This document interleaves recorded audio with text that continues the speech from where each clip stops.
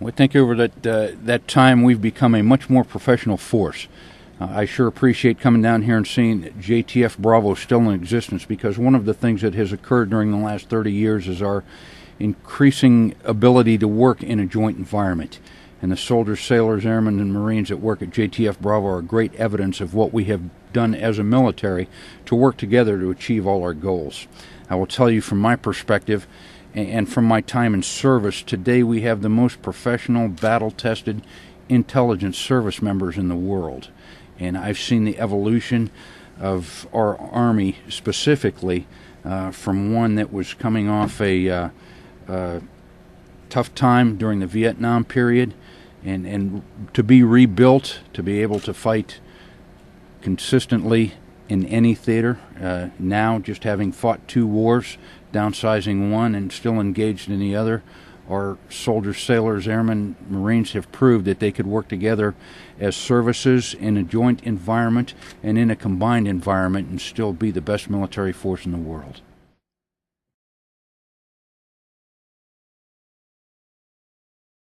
Stop these threats. As evidenced by the units that are working here in JTF Bravo, we manage the training, the blade time, the hours for 1st of the 228th Aviation, and hopefully that we provide a trained and ready force to the JTF Bravo commander to use in his fight to counter illicit trafficking and the transnational threat. Throughout this region, Army South is engaged. For example, we have soldiers in Colombia that are assisting them in their effort to counter drugs. Here in Honduras and the rest of Central America, when we're not engaged at JTF Bravo, we have subject matter experts that are working in conjunction with our other services and SOC South to help build the capacity of those nations that we're helping, because it is a regional problem. And as we face the challenge of counter illicit trafficking and transnational criminal organizations, we have to work together not only as United States services but with the interagencies and the countries down here. Hopefully our soldiers are acting as a catalyst to do that in terms of building the capacity in our partner nations in intelligence, in logistics, in engineering, in medicine, and those things that contribute to a strong, solid force. We hope that we develop the NCO Corps and the Officer Corps in conjunction with the effort being conducted here to help those nations and ourselves to combat transnational crime and illicit trafficking. That's a lot of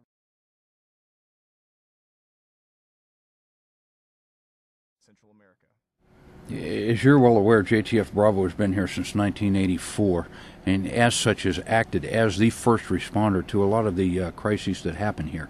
We know without a doubt that sometime during this year there'll be an earthquake, a hurricane, a flood, or some other natural disaster in Latin America. As such, with your ability to provide first responders, it shows that we as a nation and we as a United States military care about our foreign national brethren in this region, and we're able to step up and assist them immediately. Your ability to project your power and your assistance from JTF Bravo and to give us a picture of what we need to follow up on any natural disaster is invaluable.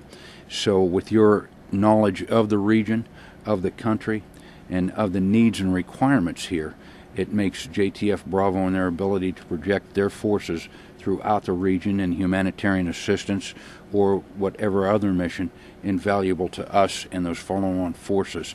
And they are the flag of the United States in many of these countries. If you're tuning in, you've got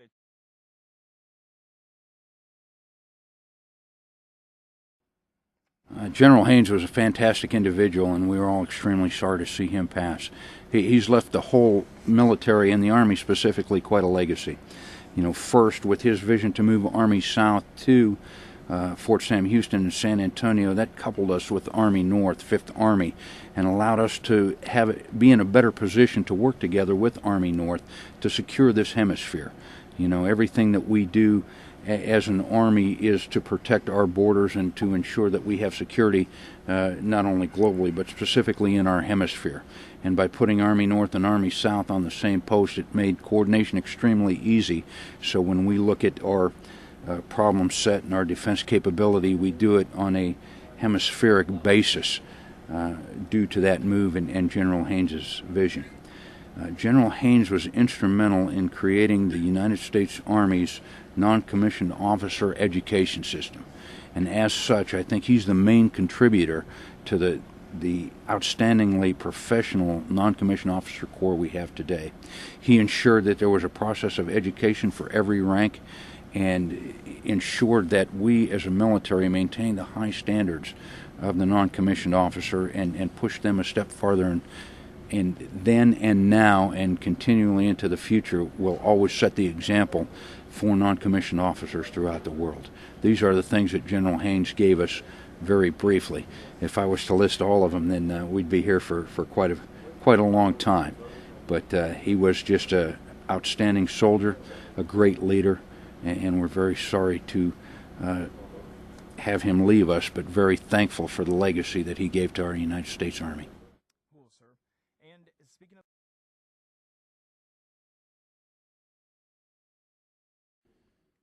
of our goals are those of the Chief of Staff in the Army, and when he talks about his priorities, and one of those is to shape. And in shaping, with your presence down here, JTF Bravo and the soldier, sailor, airmen, Marines, and Coast Guardmen that are assigned here, as well as the civilians, they allow us to shape this region and help us to do those things that we need to do to build a capacity for our partner nations. As we move into the next year, we hope to strengthen the capacity of those nations through exercises such as Panamax, where we practice a defensive canal and is a very good military exercise. Here specific to Honduras in the coming year, we have two Beyond the Horizons exercises where we will work with the medical capability and engineering capability of the Honduran Armed Forces to allow them to project their power into the countryside and to create a better infrastructure for the people living here. We'll build two medical clinics, build two schools, and renovate one school, as well as conducting some med-rets here. I think that in the coming year, JTF Bravo and all services will continue their series of med-rets to help the people here. And again, practice that ability to be a first responder and allow us to respond to any challenge we might have in this region. What we'll do in the forthcoming year is what we've done in the past, and that is to ensure that we have strong alliances in this region, to allow our military to work with our partner nations' military to build their capacity, and to ensure that we have interoperability between our militaries to face any challenges that we have to in this region and outside the region.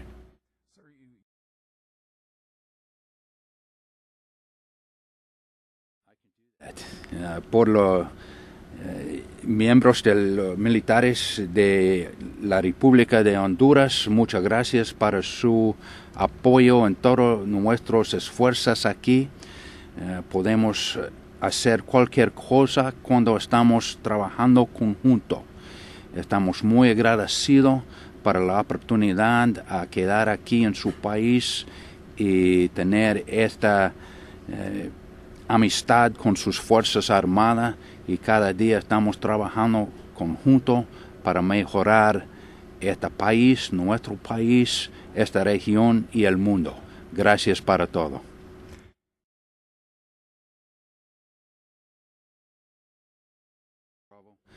Your presence in this country and the manner in which you work in the joint environment is invaluable. You set the example. You are the face of America in this region. I thank you for the hard work you do on a daily basis and ask you to keep it up. God bless you all and thank you.